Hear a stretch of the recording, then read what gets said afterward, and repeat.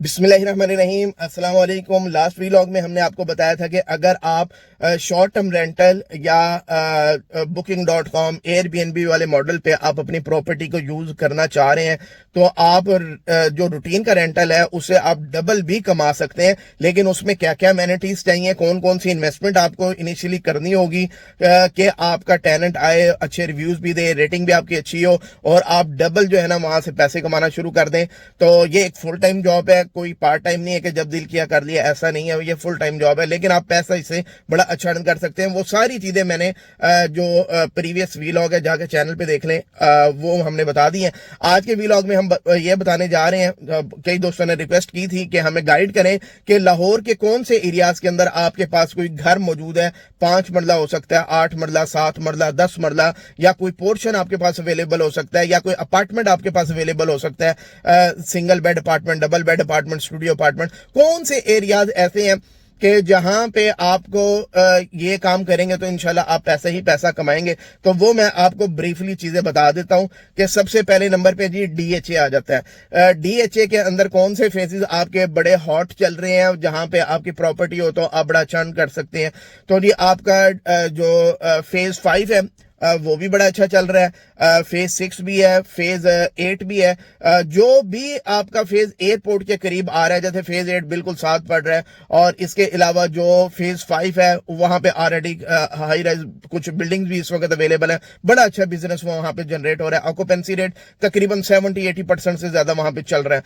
तो ये जो डीएचए के 3-4 फेजेस मैंने बताए ये बड़े आउटस्टैंडिंग है।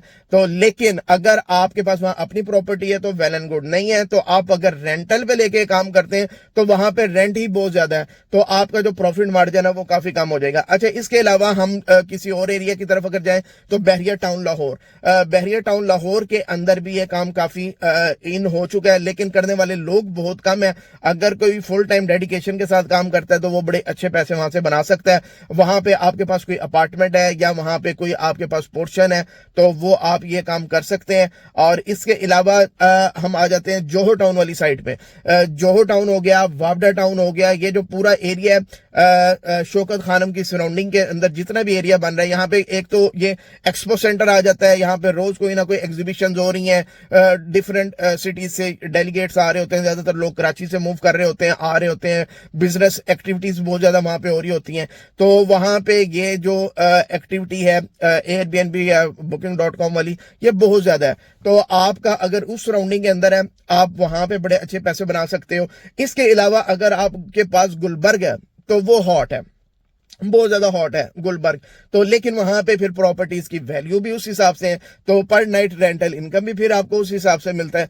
जैसा कि अब चैंपियंस ट्रॉफी जो है वो स्टार्ट होने जा रही है और ऑलमोस्ट जो है ना बुकिंग्स पूरे एरिया के अंदर खत्म हो चुकी है। वहां पे अब आपको नई बुकिंग्स नहीं मिल रही हैं। जो भी प्रॉपर्टीज अवेलेबल थी, जो अच्छी प्रॉपर्टी थी, जिनकी रेटिंग अच्छी थी, वो सारी बुक हो चुकी हैं। ठीक है, तो वो एरिया बहुत लाहौर में बड़ा अच्छा एरिया है। इसके अलावा आप आ जाते हैं इस साइड पे ठोकर नियाज बेग वाली साइड जो है, यहाँ पे भी कुछ सोसाइटीज वगैरह, कुछ एरियाज हैं जहां पे आपके पास अगर प्रॉपर्टीज है आप अच्छा जो है ना वो काम कर सकते हो। लेकिन यहाँ पे इश्यूज ये आता है, यहाँ पे ज्यादातर कोऑपरेटिव सोसाइटीज हैं इन एरियाज के अंदर ठोकर नियाज बेग के आसपास।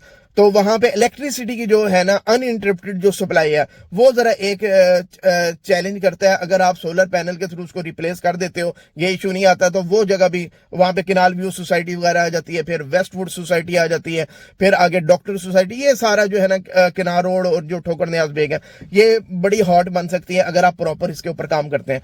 इसके अलावा जो अब एक इमर्जिंग जो मार्केट आ रही है वो है अड्डा प्लॉट और रायविंड रोड के ऊपर। अड्डा प्लॉट की अगर हम बात करें, एक रायविंड रोड है जो ठोकर की तरफ जा रहा है और एक रायविंड रोड है जो रायविंड सिटी की तरफ जा रहा है। तो अड्डा प्लॉट से रायविंड सिटी के दरमियान अगर बात करें तो लेक सिटी जो है ना एक बड़ी अच्छी ऑप्शन है। इसके अलावा बहरिया ऑर्चर्ड जो है ना आने वाले टाइम में मुझे ये इमर्जिंग जो है ना एक मार्केट बनती नजर आ रही है। लेकिन अंटिल वही कि बंदा हार्ड वर्किंग हो, फुल टाइम डेडिकेशन है, डिसहार्ड नहीं होना। ऐसा नहीं है कि पहले 1 महीने 2 महीने में आपको बड़ी अच्छी कमाइयां आनी शुरू हो जाएंगी, लेकिन अगर आप डेडिकेशन के साथ फुल टाइम काम करोगे तो आप यहां से पैसा जनरेट कर सकते हो। अच्छा, इसके अलावा अगर हम जाते हैं इत्तेहाद टाउन वाली साइड में, अब्दुल ईदी रोड जो है, वहां पे भी हाई राइज वगैरह आने शुरू हो गए हैं, या वहां पे भी जो पोर्शन वगैरह अवेलेबल हैं, वहां पे भी कुछ लोग हैं, इतने ज्यादा लोग नहीं है, कुछ लोग हैं वो काम कर रहे हैं। तो अगर आप वहां पे भी काम करते हैं तो आपको अच्छे नतीजे वहां से मिलेंगे। अच्छा, इसके अलावा मैं आपको ना कुछ चीजें बता देता हूं कि कौन कौन से एरियाज के अंदर ये काम चलता है। आपकी सराउंडिंग के अंदर जी कोई बड़ा अच्छे हॉस्पिटल्स वगैरह मौजूद है, लोगों ने दूसरे शहरों से आना होता है, उनके मरीज वहां पे दाखिल है, जाहिर है वहां पे तो हॉस्पिटल के अंदर तो उन्होंने स्टे नहीं करना ना, उसकी कोई सराउंडिंग के अंदर ही उन्होंने कहीं पे रहना है, किसी ने हफ्ता रहना है, किसी ने 10 दिन रहना है, किसी ने 4 दिन रहना है। तो कोई भी बड़े हॉस्पिटल्स जो लाहौर की किसी भी साइड पे आप देख लो, उसकी सराउंडिंग में अगर आपके पास प्रॉपर्टी है, वेल एंड गुड है। कोई भी लाहौर का जो इंडस्ट्रियल एरिया, उसकी सराउंडिंग के अंदर कोई आपको एरिया मिल रहा है, वो बड़ा जबरदस्त है, ठीक है। इसके अलावा कोई एजुकेशनल इंस्टीट्यूट्स वगैरह, वो बहुत ज्यादा, बिजनेस जो बड़े हब्स हैं जहां पे होलसेल की मार्केट्स वगैरह, उसकी सराउंडिंग के अंदर अगर आप काम करते हैं, वो भी सारा सक्सेसफुल है। अब आपको सारी चीजें मैं बता रहा हूं कि कहां पे लोग आते हैं, रहते हैं। इसके अलावा जो एक है टूरिज्म पॉइंट ऑफ व्यू से लाहौर की, क्योंकि हिस्ट्री बहुत ज्यादा रिच है, लाहौर में लोग आते हैं, फैमिलीज आती हैं, सर्दी हो गर्मी हो, दूसरे शहरों से ट्रिप्स भी आते हैं, फैमिलीज भी आते हैं, लोग हनीमून के लिए भी आते हैं। तो ये सारी चीजें हैं। तो आप जो इस तरह के जो स्पॉट्स हैं, उसके सराउंडिंग के अंदर कहीं आपको प्रॉपर्टी मिलती है या आपकी मौजूद है, तो आप वहां पे भी ये काम कर सकते हो, वहां पे भी आपको चलेगा। सारी वो चीज मैं आपको बता रहा हूं कि जहां पे आपका फुटफॉल ज्यादा होगा, जहां पे ऑटोमेटिकली फुटफॉल ज्यादा होगा, अगर आप वहां पे अच्छी सर्विसेज, अच्छी प्रॉपर्टी उनको देते हो, तो ऑटोमेटिकली आपका काम चल पड़ेगा।